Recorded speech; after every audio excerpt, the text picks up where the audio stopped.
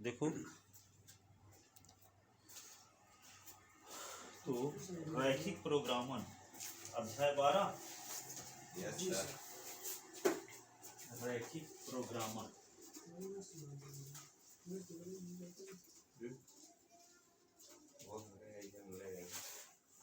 ठीक है,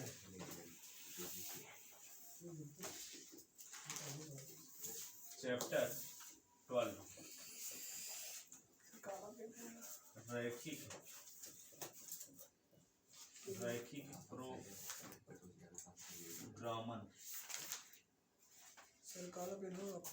नहीं,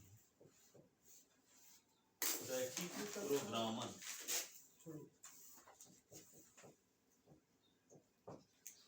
ठीक है ना, लीनियर प्रोग्रामिंग इसी को बोलते हैं इंग्लिश में, लीनियर।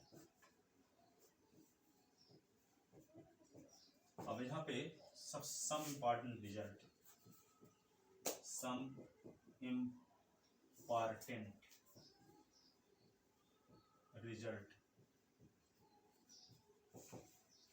कुछ महत्वपूर्ण परिणाम। नंबर फर्स्ट,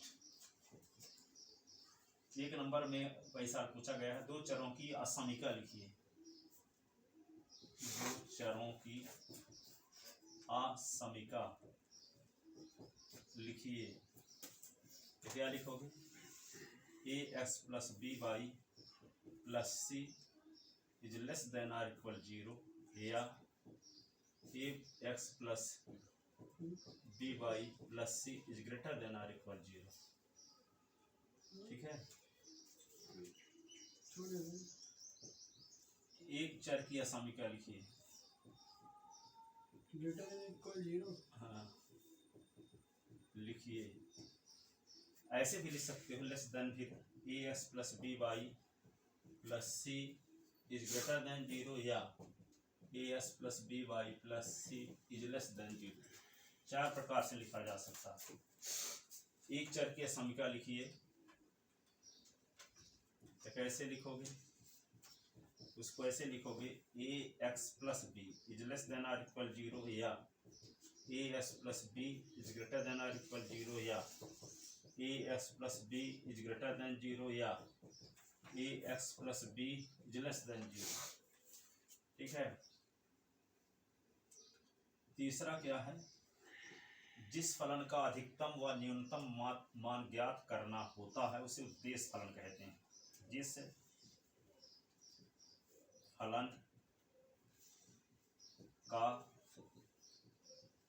अधिकतम व न्यूनतम मान ज्ञात करना होता है उसे उद्देश्य फलन कहते हैं। Objective function. उद्देश्य फलन के अधिकतम व न्यूनतम मान को इष्टतम मान कहते हैं। उद्देश्य फलन के अधिकतम व न्यूनतम मान को इष्टतम मान कहते हैं। ठीक है, उद्देश्य फलन के अधिकतम व न्यूनतम मान को इष्टतम मान कहते हैं। ठीक है,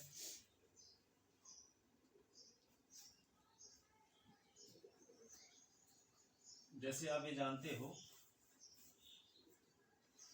जैसे सुनो, कहीं पे आप जब x इज इक्वल टू 0 तो किसका समीकरण है? ये एस एच का समीकरण है, बाई एच का समीकरण है। Y is equal to 0 S H का समीकरण है। ठीक है, लेकिन जब ऐसे आ गया x is greater than or equal 0, तो इसका मतलब क्या होता है? जैसे आप ये पढ़े हो, 11वीं क्लास से पढ़ते चले आए, जैसे x बराबर यहाँ पे क्या है? a, एक है x बराबर माइनस a, तो ये क्या है? x मूल बिंदु है, ये x अक्ष है, ये y अक्ष है। ठीक है, इधर क्या रेखा है? मान लो y बराबर b, यहाँ y बराबर माइनस b। सुनो, थोड़ी सी बताते हैं। ये मूल बिंदु हुआ, ये एक्स अक्ष हुआ, ये वाई अक्ष हुआ, ठीक है। एक्स बराबर ए वाई अक्ष के समांतर मूल बिंदु से धनात्मक दिशा में रेखा एक्स बराबर, लेकिन ऋणात्मक दिशा में एक्स बराबर माइनस ए, एक्स बराबर माइनस, ठीक है। लेकिन ये वाई अक्ष के समांतर एक्स बराबर ए भी है, एक्स बराबर माइनस ए भी है, ठीक है। क्यों है एक्स बराबर इसके समांतर? तो यहाँ से वाई अक्ष से इस रेखा की दूरी ए है, ठीक है। लेकिन ये रेखा और पास आ जाए तो और कम होगा, और पास आ जाए तो और कम होगा, और पास आते आते वाई अक्ष के ऊपर से रेखा चली गई तो क्या नाम होगा उसका? एक्स बराबर 0। क्या हो जाएगा? एक्स बराबर 0। जैसे एक्स बराबर 5 है, यहाँ पे एक्स बराबर 5, फिर और पीछे कर देते एक्स बराबर 4 हो गई, और पीछे कर देते एक्स बराबर 3 हुआ, 2 हुआ, एक्स हुआ, एक्स बराबर 0 हुआ, एक्स बराबर 0 तो वाई अक्ष हो जाएगा, है ना। तो वाई अक्ष का समीकरण क्या होगा? वाई अक्ष का समीकरण क्या होता है? एक्स बराबर 0। एक्स अक्ष का समीकरण, एक्स अक्ष का समीकरण वाई बराबर 0। अब यहाँ पे 7 नंबर जैसे पॉइंट ये है, वाई बराबर 0 सर होगा, एक्स बराबर जेड बराबर 0 होगा। हम 3D की बात नहीं कर रहे हैं, 2D कर रहे हैं। 2D की जरूरत है इसमें, इस चैप्टर में, ठीक है। अब देखो यहाँ पे 7 नंबर पॉइंट लिखते हैं, X is greater than or equal to 0। इसका मतलब क्या होता है? इसका मीनिंग देखो, एक्स बराबर 0 के बारे में तो पहले से जानते हो। सुनो, यहाँ एक्स बराबर 0 के बारे में पहले से जानते हो। एक्स का मान धनात्मक होने, 0 से बड़ा का मतलब धनात्मक। ये तो एक्स बराबर 0 का मतलब हुआ बाई एच, ठीक है ना। ये बाई एच हुआ एक्स बराबर 0 का समीकरण। लेकिन एक्स का मान 0 से बड़ा किधर होगा ना? इस चतुर्थांश में। तो इसका नाम क्या होगा? ये फर्स्ट, सेकंड, थर्ड, आइए क्या हो गया? फोर्थ। तो यदि हम एक्स ग्रेटर देन 0 का ग्राफ खींचेंगे तो कहाँ खींचेगा? ऐसे खींचेगा, इस प्रकार का। इसमें कौन कौन चतुर्थांश से इंक्लूड होंगे, सम्मिलित होंगे? एक्स का मान धनात्मक है, कहाँ रहेगा? बाई अक्ष के दाईं ओर रहेगा। तो बाई अक्ष के दाईं ओर कौन कौन चतुर्थांश आ जाते हैं? तो यही आता है एक्स ग्रेटर देन 0 से निरूपित आसामिका, एक्स ग्रेटर देन 0 से निरूपित ग्राफ किस चतुर्थांश में स्थित होगा? पहले और लिखते हैं आसामिका। देखो आसामिका एक्स ग्रेटर देन 0 से निरूपित,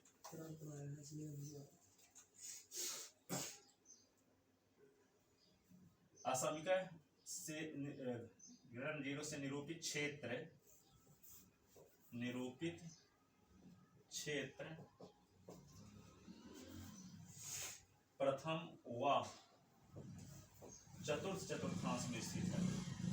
चतुर्थ चतुर्थांश में स्थित है, ठीक है। असमिका एक्स इज ग्रेटर देन 0 से निरूपित क्षेत्र प्रथम व चतुर्थ चतुर्थांश में स्थित है। फिर लिख दिया गया इसी का उल्टा, X is less than or equal 0 से निरूपित क्षेत्र, 0 से निरूपित क्षेत्र इसमें आ जाएगा, सेकंड और थर्ड। असमिका एक्स इज लेस देन 0 से निरूपित क्षेत्र, निरूपित क्षेत्र किसमें स्थित है? द्वितीय एवं तृतीय चतुर्थांश में, तृतीय चतुर्थांश में स्थित है, ठीक है। 9 असमिका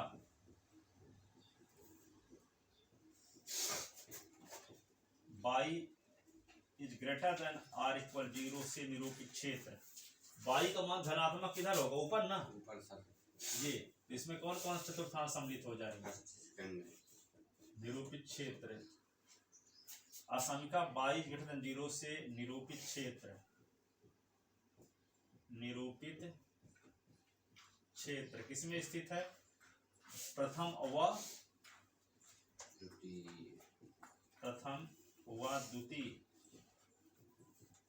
चतुर्थांश में, चतुर्थांश में स्थित है, ठीक है। 10 असमीका y is less than or equal 0 से निरूपित क्षेत्र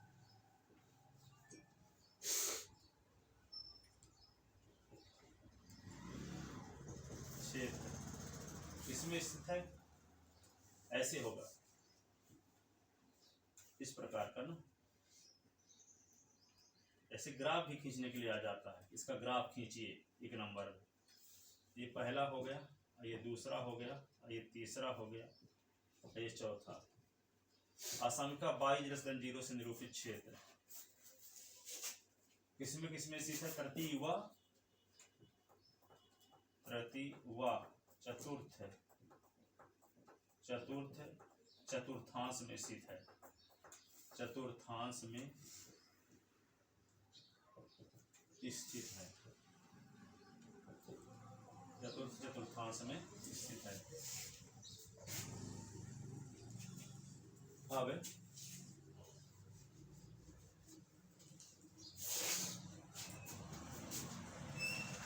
11 नंबर x ग्रेटर देन 0 का ग्राफ खींचिए। एक नंबर के पूछे जाते हैं, ग्राफ खींचिए, तो क्या लिखोगे? x ग्रेटर देन 0 का ग्राफ किधर होगा? नीचे में सभी में स्थित है।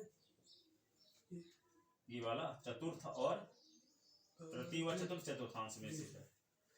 तो ये इसका ग्राफ हो गया x इज ग्रेटर देन 0 का, इतना x इज ग्रेटर देन 0 का ये ग्राफ है।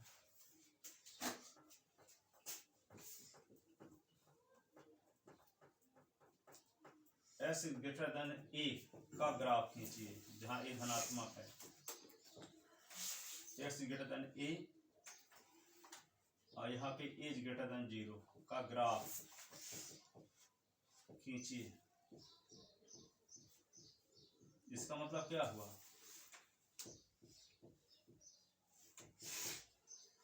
इसको लिखो s बराबर ए धनात्मक संख्या ना, एक कोई धनात्मक संख्या हो सकती है, ए का मान क्या है? 0 से बड़ा, तो इधर होगा। तो कहता है x इज ग्रेटर देन ए का ग्राफ, तो ए से बड़ी राशि किधर होगी? इधर।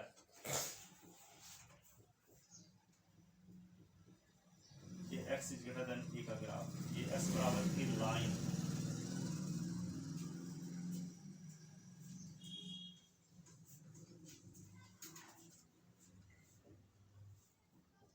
x ग्रेटर देन 2 का ग्राफ खींचिए। तो क्या करोगे यहाँ पे? पहले ऐसे, ये 1 और ये 2, x इज इक्वल टू 2 हो गया।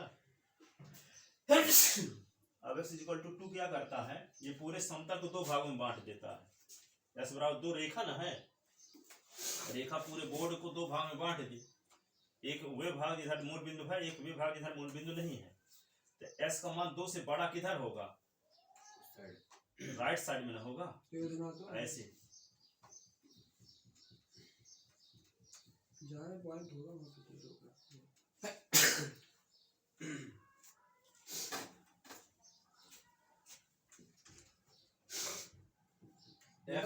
x इज लेस देन 2 का ग्राफ। मतलब सर ये जो a दिया है, a को यही मान है 2 4 6 8 कुछ में। हाँ, एक धनात्मक संख्या x इज लेस देन 2 का ग्राफ। यहाँ पे देखो ये 1 हो गया 2, x is equal to 2 line less than है, इधर आ जाएगा ग्राफ। अब जैसे मान लो ये बराबर का चिन्ह भी लगा है ना, तो इसी का मतलब ये लाइन भी उसमें शामिल है, सीमा बिंदु भी, मेड़ भी शामिल है। ठीक है, बराबर नहीं लगा तो मेड़ नहीं है इसके अंतर्गत। जैसे मान लो ये कैसे गांव उसमें पटवारी जो होते हैं, लेस देन आर इक्वल, इसका मतलब मेठ आपके हिस्से में है, पट्टे में बनी है, तो लेस देन आर इक्वल लगा दिए। और यदि मान लो आपकी जो मेड़ है जो बनी हुई है वो आपके हिस्से में नहीं है, इसका मतलब फिर इक्वल साइन हटा दिए। ठीक है सर, ये कैसे बचाएं? इस साइड पर लगाएगा, इस साइड पर लिखा था है, तो 2 से x का मान 2 से कम, तो 2 से कम इधर है ना, रहेगा 1 है, 0 -1 इधर। अब s बराबर 3 लाइन रहेगी, इधर ना आ जाएगी। ये लिखा क्या है? 2s कम हो 2 से, तो 2 से कम वाली लाइन इधर होंगी, s बराबर 1, s बराबर 0, s बराबर -1, s बराबर -27, s बराबर -95, सब इधर होंगी 2 से कम वाली। ठीक है ना? लेकिन अगर बड़ी रहेगी तो उधर इधर होगी। यदि लिख दिया गया x इज ग्रेटर देन 2 जी तब फिर इधर लिखे तो है इसका कहीं ये वाला जी इधर दर्शा दिए 3 4 5 25 27 5 कुछ भी हो। इसी प्रकार क्या होगा y इज ग्रेटर देन 0 का graph y is greater than 0 का ग्राफ क्या होगा y का मान धनात्मक पॉजिटिव ऊपर ना ये प्रथम द्वितीय ये क्या होगा तृतीय चतुर्थांश ये चतुर्थ है इधर होगा y बराबर 0 तो सच का समीकरण है ना ठीक है। इक्वल साइन लगा है तो इस लाइन को मोटी बना दिया करो बोल्ड लाइन या फिर शब्द में लिखा उसमें सच भी सम्मिलित है ग्राफ में का graph y is greater than 0 का ग्राफ y बराबर 0 बराबर माइनस 1 होता है तो नीचे जाएगा ना y बराबर माइनस 1 y बराबर माइनस 1 बराबर लेस देन का लिखो लगेगा जैसे लिखा है सर जैसे 0 लिखा है ना उसको जगह हाँ y इज ग्रेटर देन 1 लिखा होता तो इसका मतलब क्या है y का मान 1 से बड़ा यहाँ पे y बराबर 1 कहाँ होगा सुनो ये है y बराबर 1 लाइन जो सच के समानता है y बराबर 1 लाइन ये है ना ये अब क्या कहता है y का मान 1 से बड़ा 1 से बड़ा ऊपर होगा इसका ग्राफ माइनस में होगा कोई चीज नीचे नीचे होगी उस उतार लोगों के अच्छे नहीं है ये मान लो लिखा y इज ग्रेटर देन -1 जी ऐसे इसका का ग्राफ नीचे आ जाएगा तब लाइन तो ये होगी ना ये y बराबर -1 ये y बराबर -1 ऊपर ना ऐसे ऊपर तरफ हाँ ऐसे यदि मान लो y इज लेस देन -1 वही से नीचे आ जाएगा फिर हाँ तो ये y बराबर ये क्या है x अक्ष है ये y अक्ष है तो y बराबर -1 लाइन है ये y बराबर -1 लाइन एक लाइन से भी नीचे इधर ऐसे इधर कैसे सर इधर लिखा y का मान कम हो -1 से कम तो नीचे ना आएगा -2 -3 -4 वाली लाइन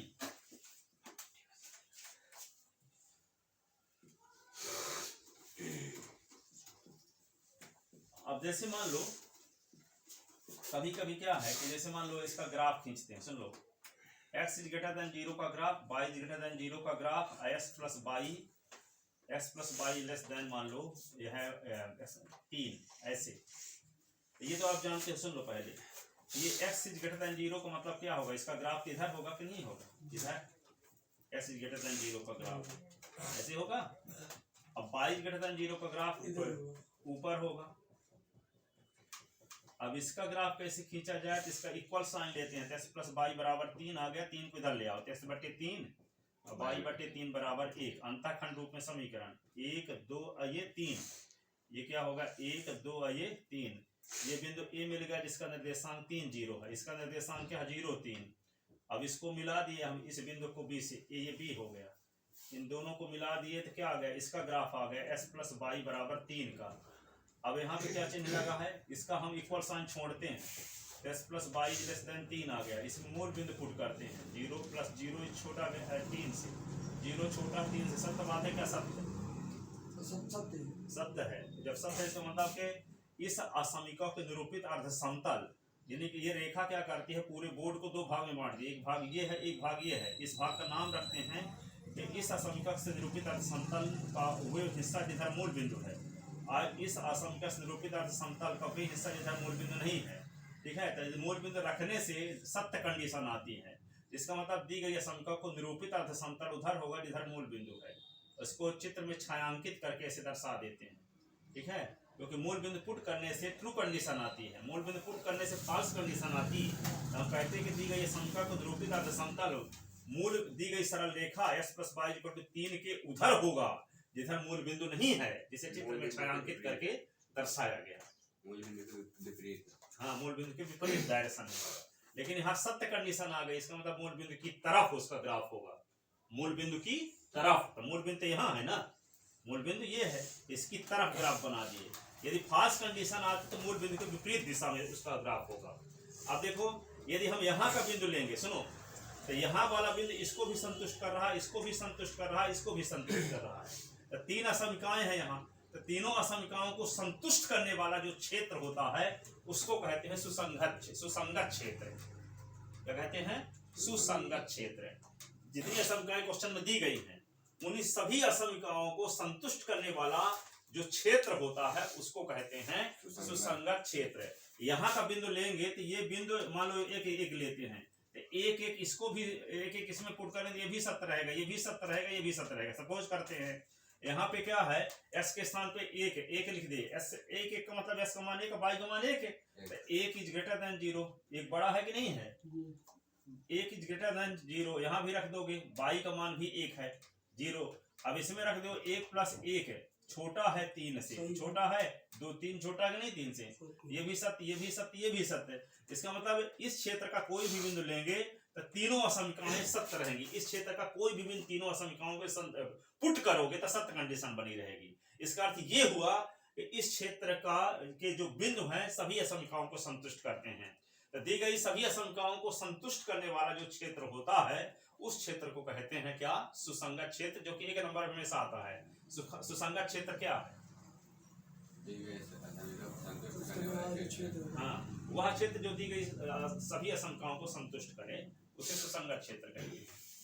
वह क्षेत्र जो दी गई सभी असमिकाओं को संतुष्ट करे, ठीक है, तो वह क्षेत्र लिख लो। सुसंगत क्षेत्र की परिभाषा, सुसंगत क्षेत्र, ठीक है। सुसंगत क्षेत्र क्या है? वह क्षेत्र जहां के बिंदु, वह क्षेत्र जहां के बिंदु दी गई सभी असमिकाओं को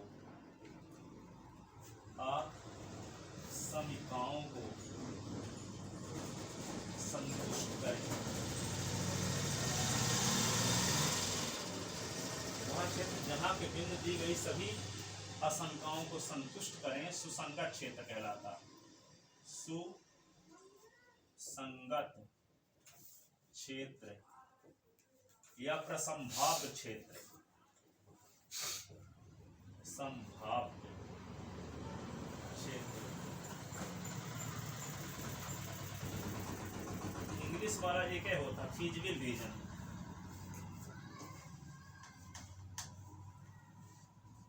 REGION, सुसंगत या प्रसंभाव्य, प्रसंभाव्य, सुसंगत या प्रसंभाव्य क्षेत्र कहलाता है।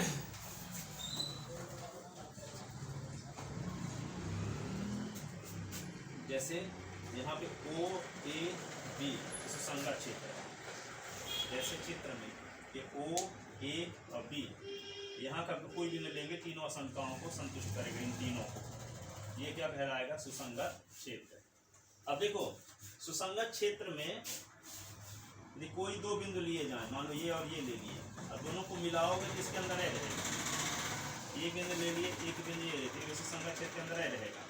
लेकिन संयोग बस मान लो सुसंगत क्षेत्र इस प्रकार का रहता है, ऐसे ऐसे इस प्रकार का, ये सुसंगत क्षेत्र है मान लो, ठीक है। एक तो संख्या ये है, एक संख्या ये 1 2 3 4 5 संख्या दी गई है, ठीक है। और सुसंगत क्षेत्र इसका इस प्रकार से बना, एक बिंदु यहाँ ले लें, एक बिंदु यहाँ ले लें, तो दोनों को मिलाने वाली रेखा सुसंगत क्षेत्र से बाहर चली गई। लेकिन यहाँ कोई भी दो बिंदु लोगे तो सुसंगत क्षेत्र के अंदर रहे। देखो यहाँ दो सुसंगत क्षेत्र हैं, इन दोनों में देखो इसके सुसंगत क्षेत्र के अंदर कोई भी दो बिंदु लेंगे तो पूर्णतः सुसंगत क्षेत्र के अंदर रहेगी रेखा, मिलाने वाली रेखा। लेकिन इसमें सुसंगत क्षेत्र में दो बिंदु लेते हैं तो मिलाने वाली रेखा सुसंगत क्षेत्र से बाहर चली जाती है। ये वाला कहलाएगा उत्तल त्रिभुज OAB। ये उत्तल बहुभुज नहीं है, उत्तल पंचभुज नहीं है। उत्तल कब होता? जब उसके अंदर कोई भी दो बिंदु लिए जाए तो दोनों को मिलाने वाली रेखा पूर्ण रूपेण सुसंगत क्षेत्र में स्थित हो, उसको उत्तल बहुभुज कहेंगे, ठीक है। और यदि बाहर चले तो उत्तल बहुभुज नहीं है, बस। अब उत्तल बहुभुज नहीं है तो क्या है, उससे मतलब नहीं है। उत्तल बहुभुज कब होगा, उत्तल बहुभुज कब नहीं होगा? यदि सुसंगत क्षेत्र में कोई दो बिंदु लिए जाएं तो दोनों बिंदुओं को मिलाने वाली रेखा पूर्ण रूपेण सुसंगत क्षेत्र में ही स्थित हो, ठीक है। तब उस बहुभुज को क्या बोलेंगे? उत्तल बहुभुज बोलेंगे। उस सुसंगत क्षेत्र को क्या बोलेंगे? उत्तल बहुभुज बोलेंगे। यदि दो सुसंगत क्षेत्र में कोई दो बिंदु लिए जाएं तो दोनों बिंदुओं को मिलाने वाली रेखा पूर्ण रूपेण सुसंगत क्षेत्र में स्थित ना हो अर्थात बाहर भी चली जाती हो, ऐसी कंडीशन में उस क्षेत्र को, उस सुसंगत क्षेत्र को उत्तर बहुभुज नहीं कहेंगे। ठीक है, बहुभुज क्यों नाम रखते हैं? जब देखा तो 3 भुजा है तो उत्तल त्रिभुज बोलेंगे, 5 भुजा है तो उत्तल चतुर्भुज बोलेंगे, 25 भुजा है उत्तल 25 भुज। ठीक है, किसी बहुभुज बोलिए, दो से अधिक बहुभुज है, बहुभुज पता नहीं कितनी भुजा, भुजा पर डिपेंड करेगा दो से अधिक। कॉमन रूप से। ठीक है, तो लिखो अगला पॉइंट, अगला पॉइंट लिखो, यदि सुसंगत क्षेत्र में कोई दो उत्तर बहुभुज लिखो, परिभाषा उत्तर बहुभुज क्या है? उत्तर बहुभुज क्या है?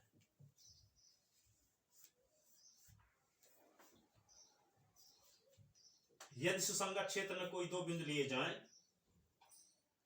यदि सुसंगत क्षेत्र में, यदि सुसंगत क्षेत्र में कोई दो बिंदु लिए जाएं तो दोनों बिंदुओं को मिलाने वाली रेखा पूर्ण रूपेण यदि सुसंगत क्षेत्र में ही स्थित है,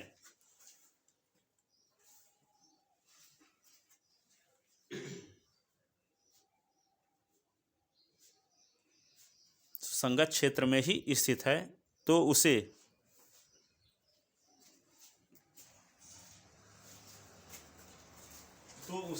उत्तर बहुभुज कहते हैं।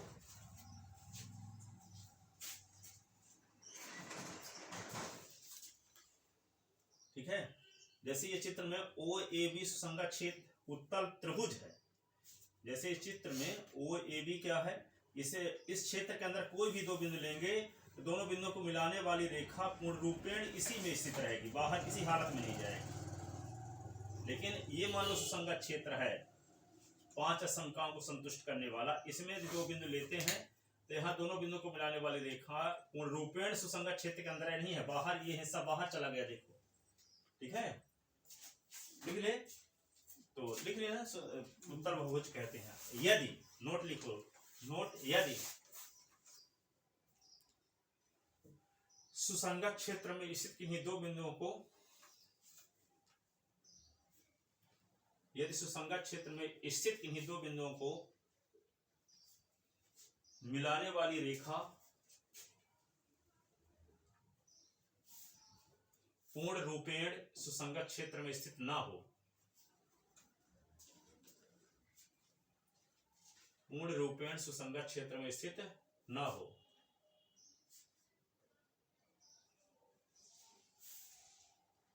तो वह बहुभुज,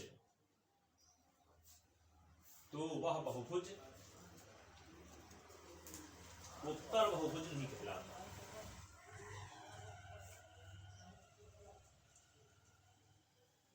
उत्तर बहुभुज नहीं कहलाता।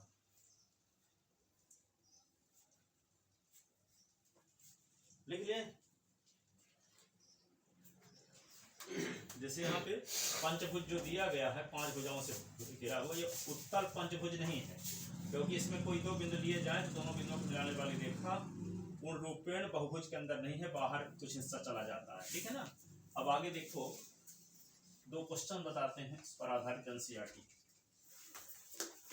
जो कि 2 में से एक निश्चित रूप से आता ही आता है। हाँ, किताबें वाला बता रहे, एनसीईआरटी क्वेश्चन देखो, उद्देश्य फलन, क्वेश्चन लिखो, उद्देश्य फलन z बराबर 50x + 70y, 50x + 70y का न्यूनतम व अधिकतम का निम्नतम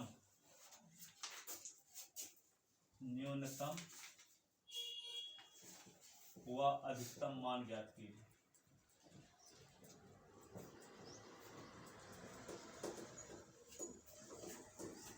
मान ज्ञात कीजिए जबकि दी गई असमीकाएं,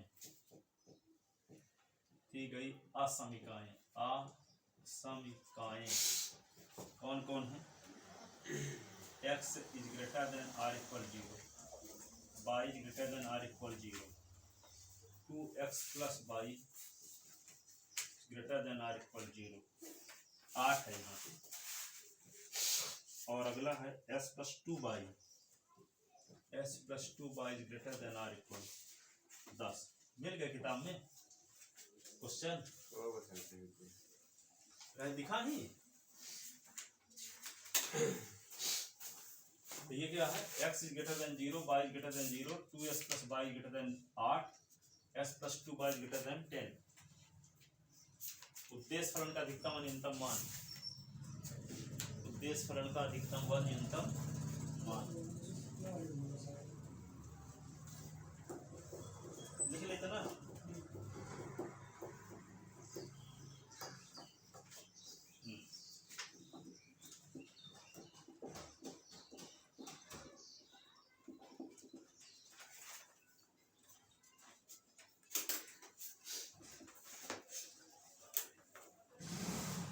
z बराबर है तो क्वेश्चन नंबर 7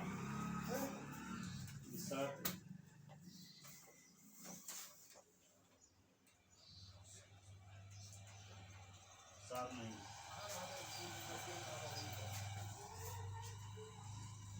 चलो हम किताबे वाला क्वेश्चन बता देते, नहीं मिल रहा है, पता नहीं कहाँ है।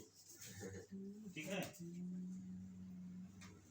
12.1 ना, क्वेश्चन नंबर 5। निम्न अवरोधों के अंतर्गत, निम्न अवरोधों, असमीकाय अवरोधों के अंतर्गत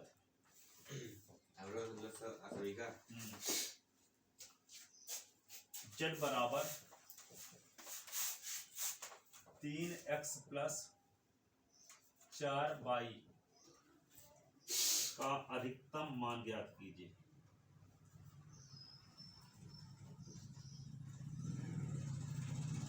अधिकतम व न्यूनतम दोनों लिखेंगे, इसमें अधिकतम पूछा है पर दोनों निकाल लेते। न्यूनतम मान ज्ञात कीजिए। ठीक है, क्या है, x plus Y is less than or equal 4, x is greater than or equal 0, y is greater than or equal 0। ठीक है ना। चल, तो दी गई असमीकाएं हैं, असमीकाएं हैं क्या, x plus Y is less than 4, x is greater than or equal 0, y is greater than or equal 0। ठीक है, ये इसके बारे में तो स्पष्टतः x इज ग्रेटर देन 0 से निरूपित अर्ध समतल क्या होगा, y अक्ष के दाईं ओर का हिस्सा होगा, जिसमें कौन कौन चतुर्थांश आ जाते हैं, पहला और चौथा। y इज ग्रेटर देन 0 से निरूपित अर्ध समतल किधर होगा, x अक्ष के ऊपर का हिस्सा होगा, जिसमें पहला और दूसरा चतुर्थांश स्थित है। ठीक है, ये तो कंफर्म है पहले से, यूनिवर्सल ट्रूथ है। तो x इज ग्रेटर देन 0 ये वाला हिस्सा है, इधर ये वाला, जिसमें x अक्ष भी शामिल है क्योंकि बराबर चिन्ह भी लगा है ना। इसका मतलब इसका मेड भी पट्टे में है आपकी। ग्राफ खींच रहे हैं। हाँ, अब y ग्रेटर देन 0 ग्राफ है, खींचना पड़ेगा तीनों का। y एक साथ एक महीना, हाँ एक में ही अलग अलग खींचोगे तो आपको सुसंगत क्षेत्र कहाँ मिलेगा। सभी आशंकाओं को संतुष्ट करने वाला क्षेत्र निकालना है तो एक में खींचोगे तब ही मिलेगा। तो दो क्षेत्र का डायरेक्ट खींच दिए, लिखना पड़ेगा थोड़ा। नंबर फर्स्ट, असमीका। कौन असमीका, x इज ग्रेटर देन 0 से निरूपित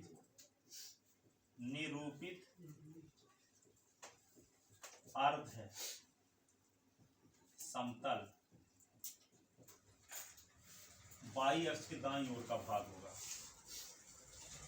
y अक्ष के दाईं ओर का भाग होगा जिसमें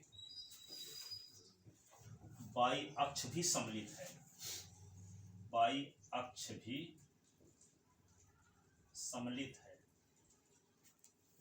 क्यों बाई अक्ष सम्मिलित है? क्योंकि बराबर चिन्ह भी लगा है ना। जिसे चित्र में छायांकित करके दर्शाया गया है।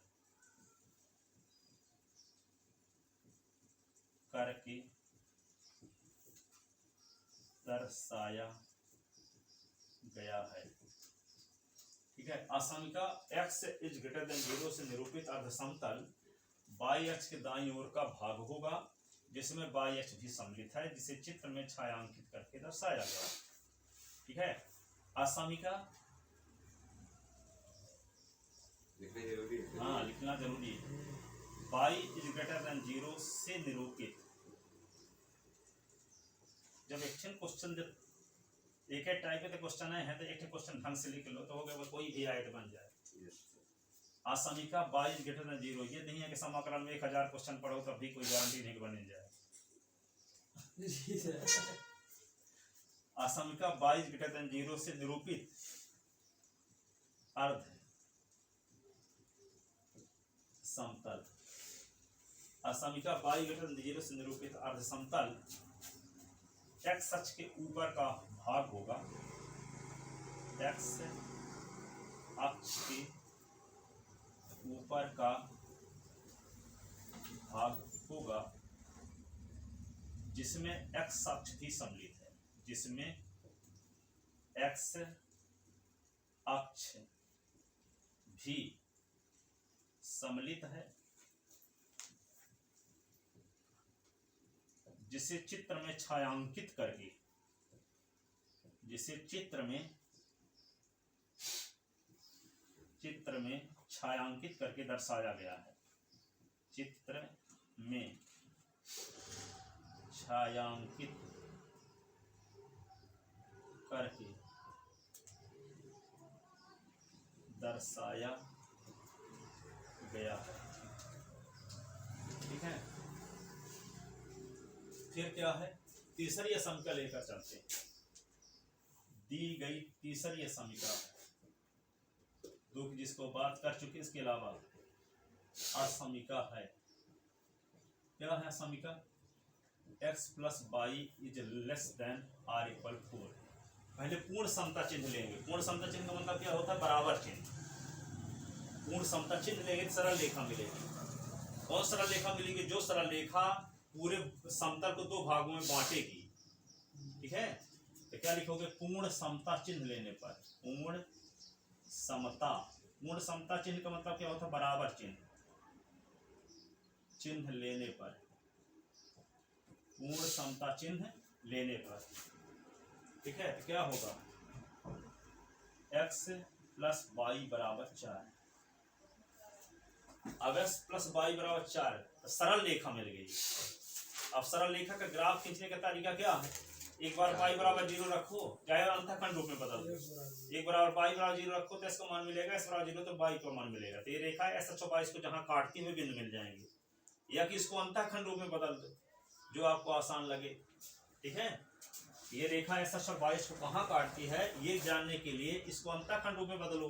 राइट हैंड साइड को 1 बनाओ, या कि एक बार s बराबर 0 रखो, एक बार y बराबर 0 रखो, जो आपको सुविधा आएगा वही। तो हम इसको अंतःखंड रूप में बदलते हैं। s/4 y/4 4/4 ये काट दिए। s/4 y/4 is equal to 1। ठीक है। ये कट गया तो एक आ गया। स्पष्टतः सरल रेखा एक x अक्ष को 4 0 पर, y अक्ष को 0 4 पर काटती है। स्पष्टतः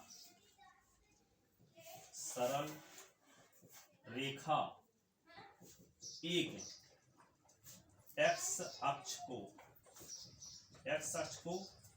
a जिसका निर्देशांक 4 0 पर तथा y अक्ष जिसका निर्देशांक 0 4, y अक्ष को b जिसका निर्देशांक 0 4 पर काटती है। ठीक है, अब यहाँ पे लिख लेते हैं ये एक बिंदु 1, ये हो गया 2, और ये हो गया 3, ये हो गया 4, इधर 1 2 3 और ये हो गया 4। ये बी बिंदु हुआ और ये बिंदु क्या हो गया ए का निर्देशांक 4 0 और बी का निर्देशांक 0 4। इन दोनों बिंदुओं को मिला दो, इन दोनों बिंदुओं को मिला दो, तो दोनों को मिलाने वाली रेखा आ गई। ये रेखा का ग्राफ आ गया। अब हम असमिका का ग्राफ खींचना चाहते हैं, ठीक है ना। तो अब क्या करेंगे, अभी हम पूर्ण समता चिन्ह लिए थे, अब पूर्ण समता चिन्ह हटाएंगे। क्या हटाएंगे, पूर्ण समता चिन्ह हटाएंगे। हटाने का मतलब यहाँ पे क्या करेंगे, बराबर वाला चिन्ह नहीं लिखेंगे, s + y > 4 लिखेंगे। ठीक है, तो यहाँ लिखते हैं आगे, पूर्ण समता चिन्ह हटाने पर पूर्ण समता चिन्ह हटाने पर, पूर्ण समता चिन्ह हटाने पर, हटाने के बाद क्या आया, x + y > 4। ये बराबर वाला चिन्ह नहीं लिखते, पूर्ण समता चिन्ह को हटा दिए, बराबर चिन्ह को हटा दिए। अब अर्ध समतल परीक्षण बिंदु मूल बिंदु लेने पर क्या लिखेंगे, अर्ध समतल। अर्ध समतल क्यों बोलते हैं, क्योंकि ये सरल रेखा पूरे समतल को दो भाग में बांट दी, एक भाग ये है और एक भाग ये है। ठीक है, तो इसको अर्ध समतल इसीलिए बोलते हैं, पूरे समतल को दो भागों में ये रेखा बांटी है। कौन, समता चिन्ह लेने के बाद जो आई है। ठीक है, अब इन दोनों अर्ध समतल के विषय में थे, ये जो असमिका दी गई है, इन दो असमिका, दो अर्ध समतल में से किसको निरूपित कर रही है, इस वाले को कि इस वाले को। अब इसका नाम क्या बोल दिया गया, उस अर्ध समतल को जिधर मूल बिंदु है कि उस समतल को, अर्ध समतल को जिधर मूल बिंदु नहीं है। ठीक है, किसको निरूपित करती है ये पता लगाना है। ठीक है, तो पूर्ण समता चिन्ह हटा करके मूल बिंदु इसमें पुट करो। मूल बिंदु पुट करने से सत्य कंडीशन आती है, जिसका अर्थ ये हुआ कि दी गई असमिका से निरूपित अर्ध समतल दी गई सरल रेखा एक के उस ओर होगा जिधर मूल बिंदु है। यदि मूल बिंदु पुट करने से असत्य कंडीशन आती है, तो दी गई असमिका से निरूपित अर्ध समतल सरल रेखा एक के उस ओर होगा जिधर मूल बिंदु नहीं है। हाँ, मूल बिंदु के विपरीत। ठीक है, तो यहां देखते हैं अर्ध समतल परीक्षण बिंदु, परीक्षण बिंदु 0 0 लेने पर, अर्ध समतल परीक्षण बिंदु 0 0 लेने पर 0 + 0 < 4, 0 < 4 जो कि सत्य है, जो कि सत्य है। ठीक है, जिसका अर्थ है सत्ताना, जिसका अर्थ है, जिसका अर्थ है कि दी गई असमिका, असमिका कौन, x + y < ≤ 4 से निरूपित अर्ध समतल, से निरूपित अर्ध समतल सरल रेखा, सरल रेखा एक के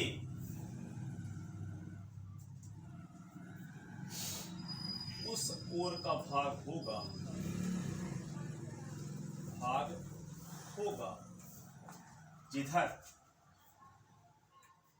जिधर मूल बिंदु स्थित है, मूल बिंदु स्थित है, जिसे,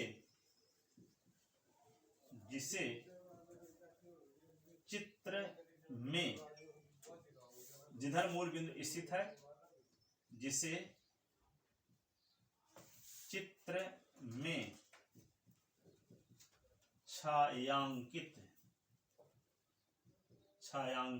करके दर्शाया गया है। चित्र में छायांकित करके मूल बिंदु की तरफ ये दर्शा दिए, मूल बिंदु की तरफ छायांकित करके दर्शाया गया है। और इस ग्राफ में सरल रेखा भी सम्मिलित है। सरल रेखा मेढ़ जो है उसका वे भी पट्टे में है, ठीक है, बराबर चिन्ह भी लगा है ना। तो ये रेखा भी उस ग्राफ में सम्मिलित है। क्यों? क्योंकि बराबर चिन्ह भी लगा है।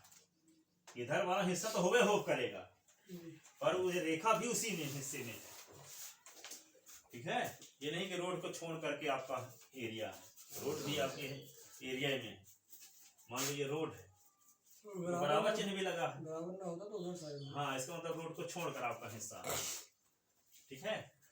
अब देखो ये सुसंगत क्षेत्र मिल गया। यहाँ देखो, यहाँ का बिंदु लेते हैं तो ये देखो, ये ऐसे खींचोगे तो ये वाला बिंदु आ जाएगा, ऐसे ये वाला।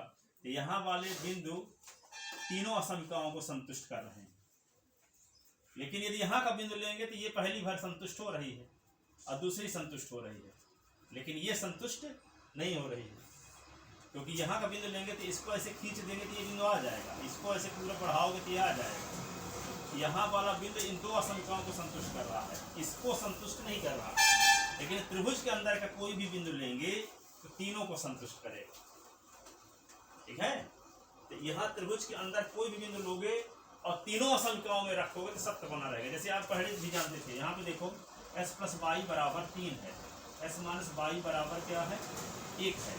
s का मान 2 आएगा, y का मान 1 आएगा कि नहीं आएगा? विलोपन में से हल करोगे तो s का मान 2 आएगा, y का मान 1 आएगा, विलोपन में से हल करोगे।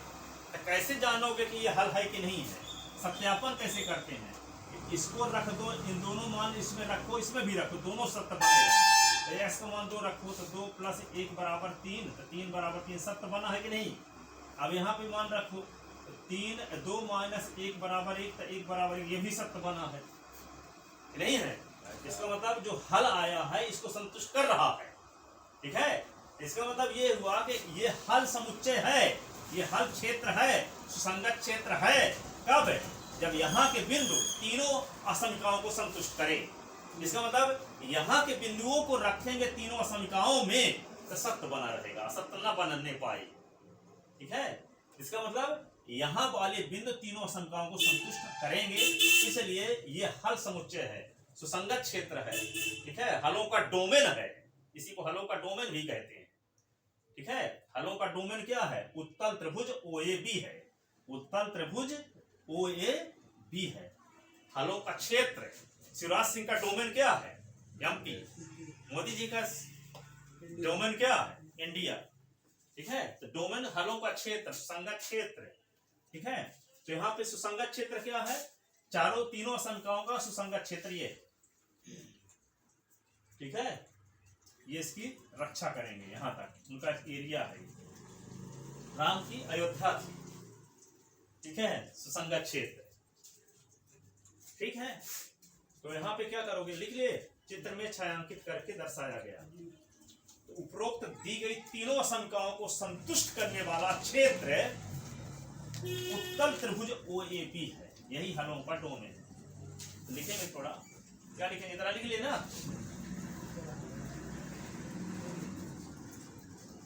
उपरोक्त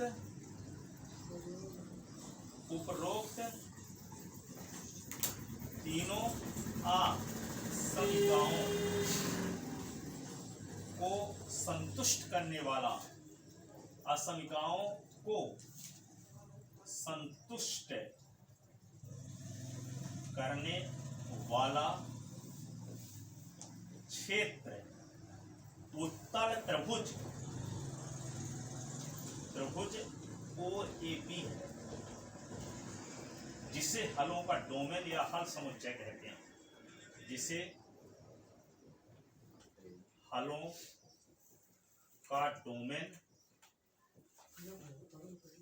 का डोमेन या हल समुच्चय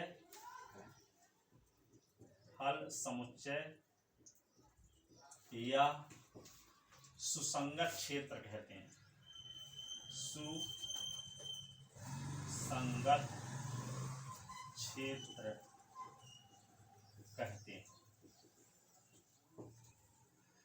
जिसे चित्र में छायांकित करके, जिसे चित्र में छायांकित करके दर्शाया गया है। अब यहां पे क्या करोगे, हलों का जो क्षेत्र है ना, अब सुनो पहले क्या कर देना है। अब इस प्रकार की लाइन पूरे क्षेत्र में खींच दो, पूरे क्षेत्र में इस प्रकार की लाइन खींच दो ऐसे। अब इस प्रकार वाली लाइन पूरी खींच दी है पूरे संगत क्षेत्र में। अब इस प्रकार वाली लाइन भी पूरी खींच दो।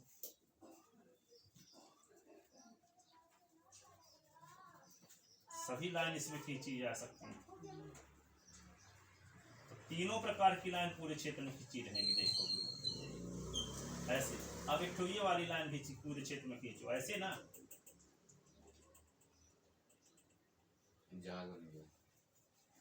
ठीक है, इस प्रकार की लाइन इन क्षेत्रों में तीनों प्रकार की लाइन खींची हुई है। ठीक है, लेकिन यदि हम यहाँ खींचते ये वाला रहता, ये वाला रहता, और ये वाला खींचते तो ये पहुंच जाता, पर ये वाला तो ना रहता ना। ठीक है, तो दो असंख्याओं का कॉमन रीजन ये कहलाएगा इधर वाला हिस्सा, पर तीनों असंख्याओं का कॉमन क्षेत्र यही भर है, इसके अलावा कोई दूसरा नहीं है। ठीक है ना, ये हलों का डोमेन है।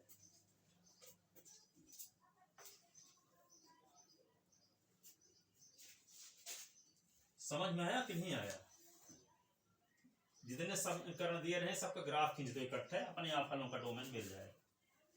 अब क्या निकालेंगे, उद्देश्य फलन का अधिकतम और न्यूनतम मान। तो पहले लिखेंगे, टेबल बनाते हैं, सुसंगत क्षेत्र के शीर्ष उद्देश्य फलन और उद्देश्य फलन का मान।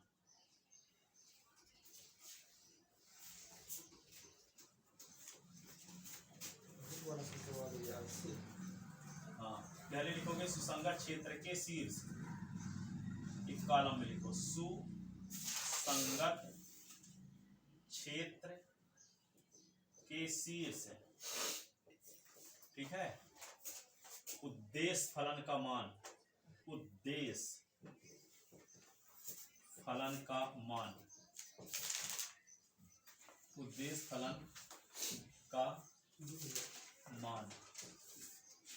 सुसंगत क्षेत्र के शीर्ष उद्देश्य फलन का मान। तो सुसंगत क्षेत्र के शीर्ष कौन कौन है?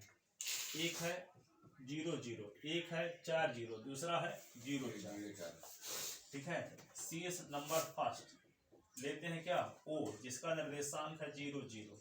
उद्देश्य फलन क्या था, Z बराबर बताओ 3x प्लस 4y। क्या लिखे, 3x plus 4y। Yes sir. तो Z बराबर 3 गुणे 0 प्लस 4 गुणे 0। तो Z बराबर क्या आ गया, 0 प्लस 0, Z बराबर 0। दूसरा शीर्ष क्या था, 4 0, ये था जिसका निर्देशांक 4 0। तो Z बराबर फिर से लिखो 3x प्लस 4y। तो Z बराबर 3 गुणे 4 प्लस 4 गुणे 0। तो Z बराबर क्या हो गया, 12 प्लस 0, Z बराबर 12। अब तीसरा शीर्ष बिंदु क्या है, B, ये क्या है 0 4। तो यहाँ पे क्या लिखेंगे, Z बराबर है 3x प्लस 4y। तो Z बराबर 3 गुणे 0 प्लस 4 गुणे 4। ठीक है, तो Z बराबर 4 चौक 16। तो ये क्या है, इसमें देख लो तीनों मानों में सबसे बड़ा मान कौन है, 16, और सबसे छोटा क्या है, 0। ठीक है, तो उपरोक्त ये विश्लेषण सारणी से स्पष्ट है, उद्देश्य फलन का अधिकतम मान क्या है, 0 है, और न्यूनतम मान, अधिकतम मान 16 है, न्यूनतम मान 0 है। ठीक है, इसको बोल सकते हैं विश्लेषण सारणी, विश्लेषण सारणी।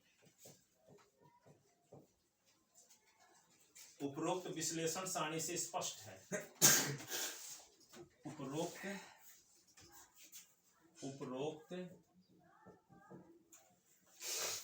विश्लेषण सारणी से स्पष्ट है, सारणी से स्पष्ट है। उद्देश्य फलन का, उद्देश्य फलन का अधिकतम मान, अधिकतम मान क्या है, अधिकतम मान 16 है। यहाँ लिख देना सी एस, कौन सी एस पर, बी बराबर 0 4। हाँ सी एस बी बराबर 0 4 पर, ठीक है।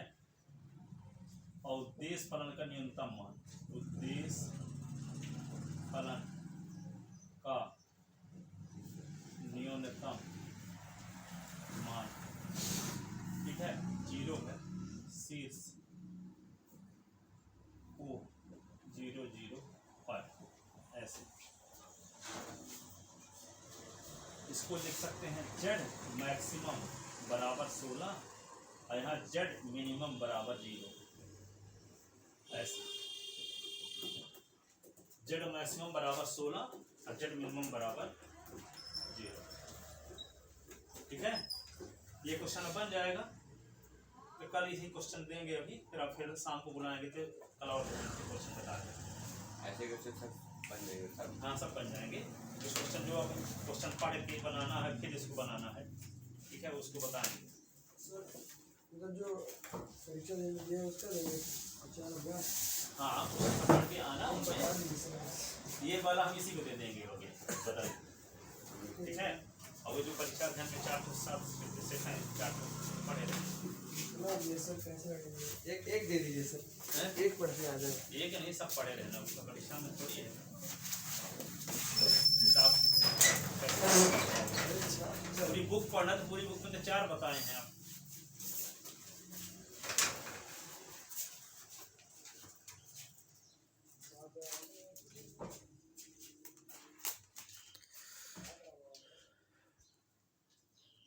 सवाल